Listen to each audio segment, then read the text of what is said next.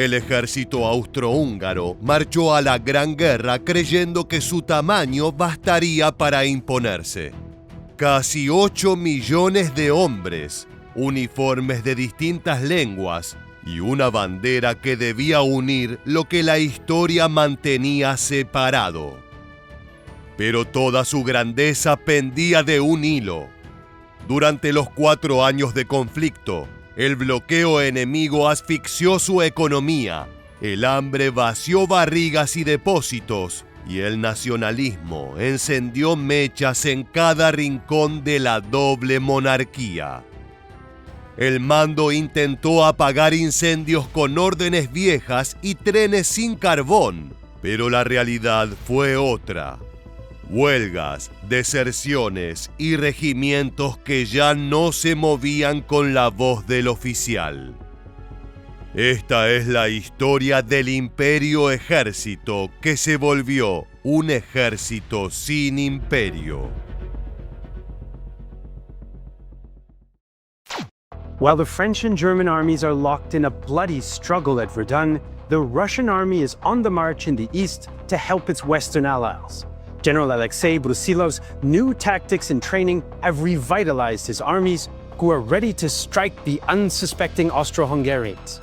In just a few weeks, thousands of square kilometers of territory will change hands. Hundreds of thousands of men will be killed or wounded, and the Austro-Hungarian army will be shaken to its core. El ejército austrohúngaro era una torre de Babel armada.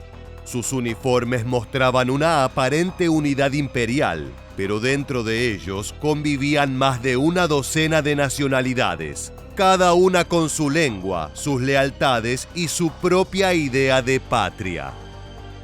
Austríacos, húngaros, croatas, checos, eslovenos, polacos, rumanos, italianos del Tirol, todos bajo la misma corona, pero no bajo la misma bandera interior. En los cuarteles, las órdenes se traducían. En el frente se gritaban en el idioma que el soldado entendiera.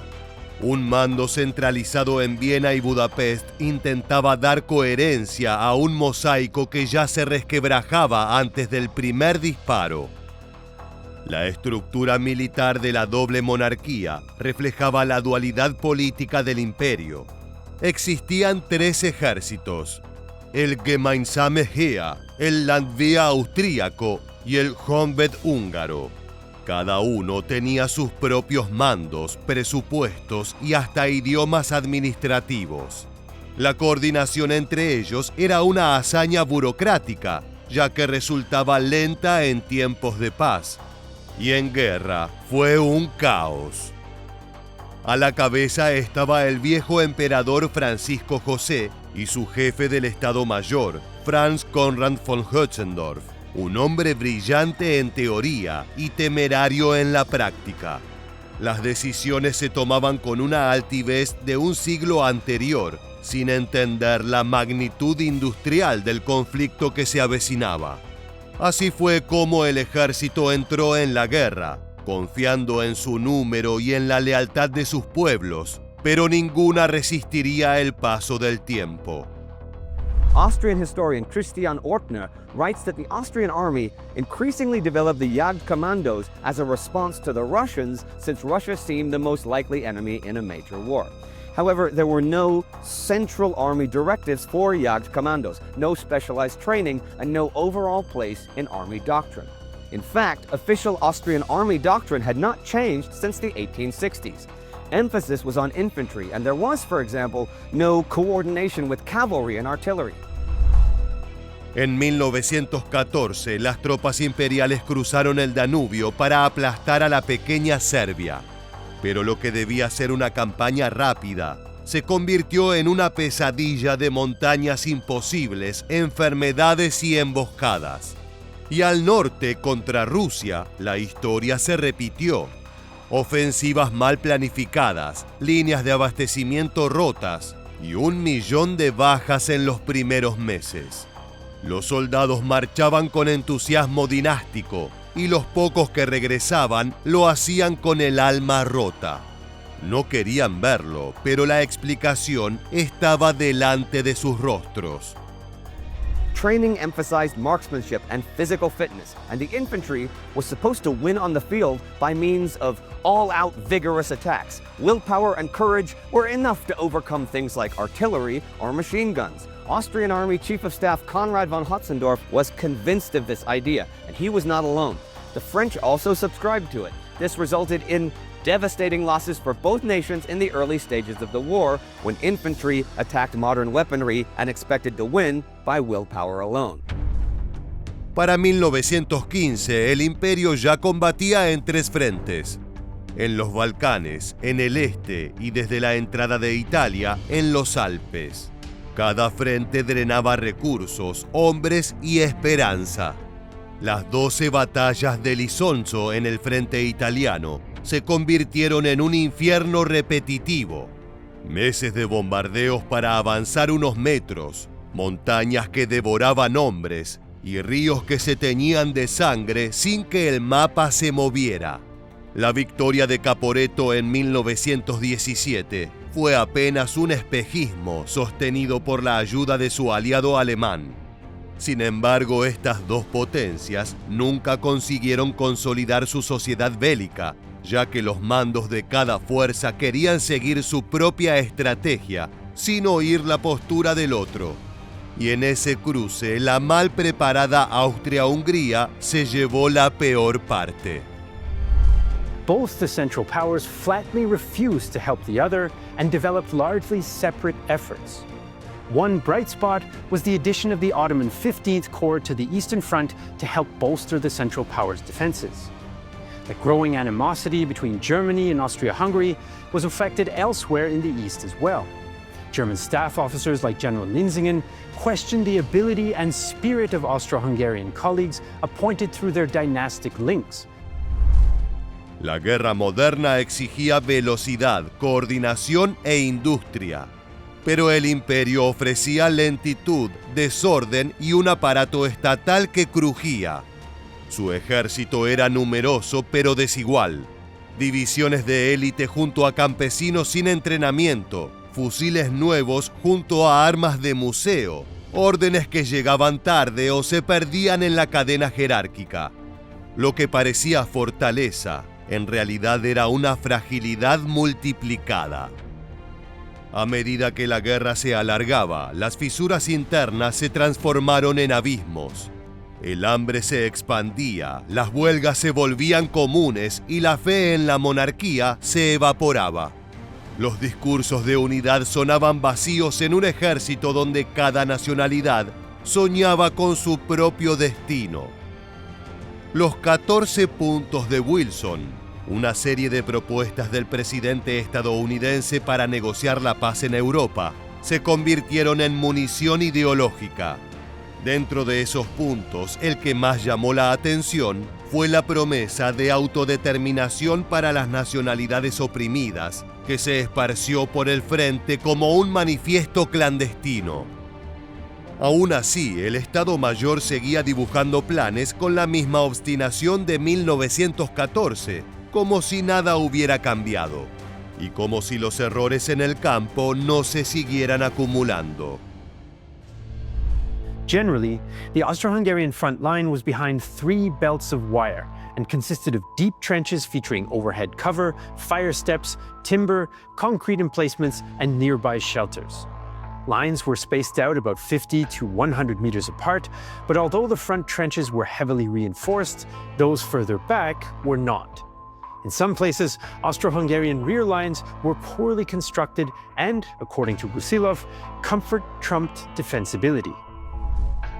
En 1918 el ejército austrohúngaro ya no luchaba, sobrevivía. Las trincheras del frente italiano eran fosas húmedas donde la malaria, la fiebre tifoidea y la disentería hacían más estragos que la artillería. Los hospitales de campaña estaban colapsados y los médicos improvisaban con vendas sucias y morfina diluida. En los registros del ejército, las bajas por enfermedad superaban a las del combate. El hambre era el enemigo constante. Las raciones diarias eran de apenas 1000 calorías y casi no alcanzaban para mantener en pie a hombres exhaustos. Los soldados comían raíces, caballos muertos, incluso ratas. Las botas se remendaban con cuerda, los uniformes se intercambiaban entre vivos y muertos. En algunos batallones, el peso promedio del soldado descendió a niveles de inanición. El imperio, que presumía de su disciplina, había convertido a sus soldados en mendigos con fusil. El bloqueo aliado había paralizado la economía. Sin carbón, los trenes se detenían, y sin trenes, los cañones no llegaban al frente. Como si no fuera suficiente, la poca artillería que quedaba a disposición seguía sufriendo la falta de preparación de los soldados. The Austrians positioned their artillery just behind the front as well to give it maximum range. Despite their strong positions, the passivity of the Austro-Hungarians created problems. Hardly any thought was given to active defenses, counterattacking, or withdrawing, while training had been replaced with digging and snow clearing. Y los problemas continuaban acumulándose. La industria bélica, estrangulada por la falta de materias primas, apenas producía munición suficiente para mantener la ilusión de combate. Los convoyes ferroviarios eran asaltados por campesinos desesperados. En la retaguardia, las huelgas industriales en Viena y Budapest paralizaban los últimos engranajes del esfuerzo de guerra. En julio de 1918, un nuevo enemigo invisible se infiltró entre las filas: la gripe española. En cuestión de semanas, decenas de miles de soldados se enfermaron. Las trincheras se convirtieron en cementerios improvisados, donde se mezclaban víctimas de la epidemia y de la batalla. El frente del Piave, más que una línea defensiva, era un campo de agonía. Mientras tanto, el desencanto se expandía como un contagio moral.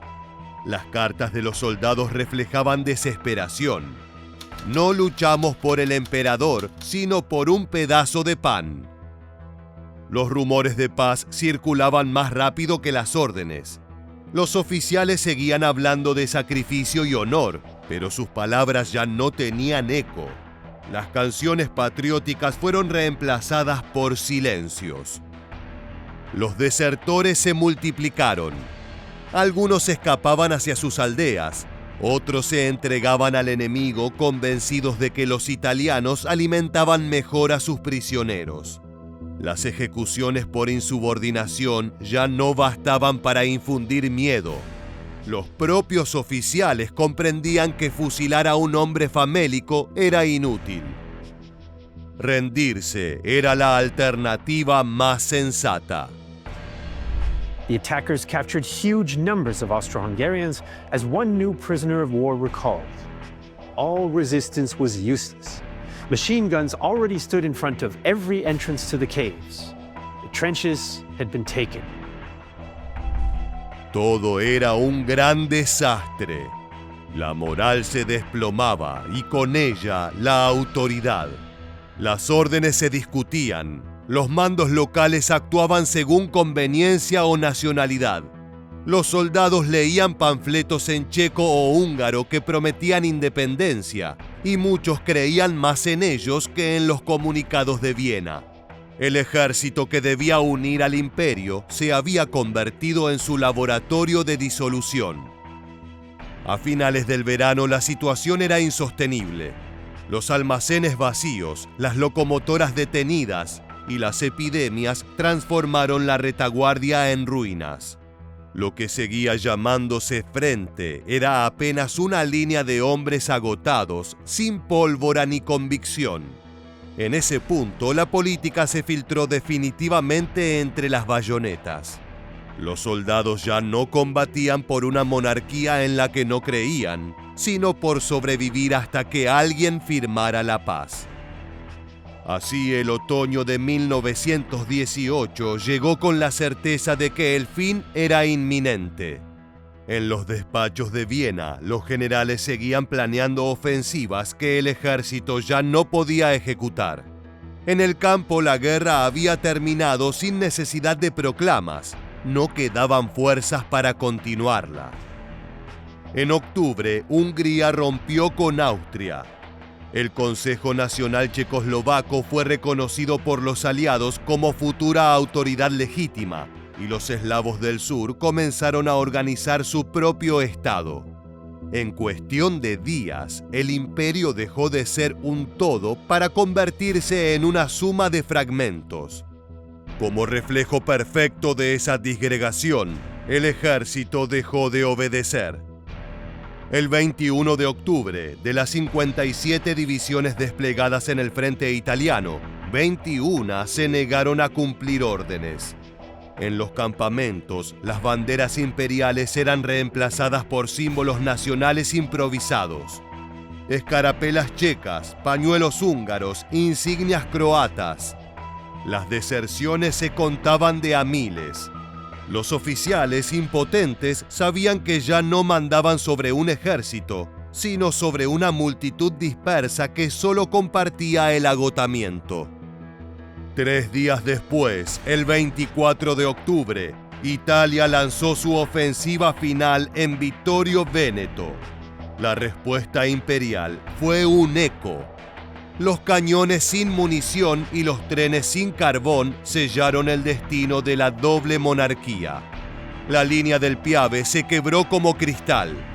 Las divisiones se retiraron en desorden y lo que comenzó como una batalla se convirtió en una huida generalizada.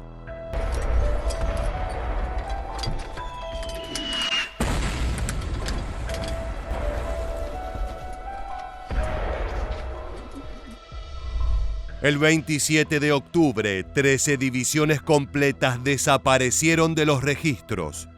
Algunas se entregaron, otras se dispersaron por los valles alpinos. Las rutas estaban repletas de soldados famélicos arrastrando fusiles oxidados. La disciplina se evaporó. En muchas unidades los oficiales quemaron las banderas para que no cayeran en manos enemigas. Lo poco que quedaba de la autoridad imperial se desintegró bajo el ruido de los aviones italianos. En paralelo, el mapa político del imperio se reescribía a velocidad vertiginosa. El 28 de octubre, Praga proclamó la independencia de Checoslovaquia. El 29, los eslavos del sur anunciaron la creación del Estado de los serbios, croatas y eslovenos. El 30, Hungría se declaró soberana. En apenas 3 días, el mosaico imperial se transformó en una explosión de nuevas banderas. El 31 de octubre, el emperador Carlos I comprendió lo inevitable. Aislado en Schönbrunn, firmó la orden de cesar las hostilidades. En el frente ya nadie esperaba instrucciones. La guerra había terminado sola. Los soldados abandonaron las armas y regresaron caminando a pueblos que ahora pertenecían a países nuevos. En las estaciones, los trenes se llenaban de veteranos sin nación. Las cifras finales eran tan frías como implacables. 1,2 millones de muertos, 3,6 millones de heridos y 2,2 millones de prisioneros o desaparecidos. La caída del ejército austrohúngaro fue algo más que una derrota militar. Fue la implosión de un mundo. Ninguna ofensiva aliada habría bastado sin el derrumbe interior de un sistema sin oxígeno económico, sin legitimidad política y sin una nación que lo sostuviera. La guerra moderna exigía unidad, industria y fe, y el imperio ya no tenía ninguna de las tres. Sus trenes sin carbón, su artillería sin caballos y sus órdenes sin obediencia revelaron un coloso hueco. Así llegamos al final de este video. Si te gustó, te invitamos a que nos acompañes en nuestra próxima entrega para seguir descubriendo la historia militar.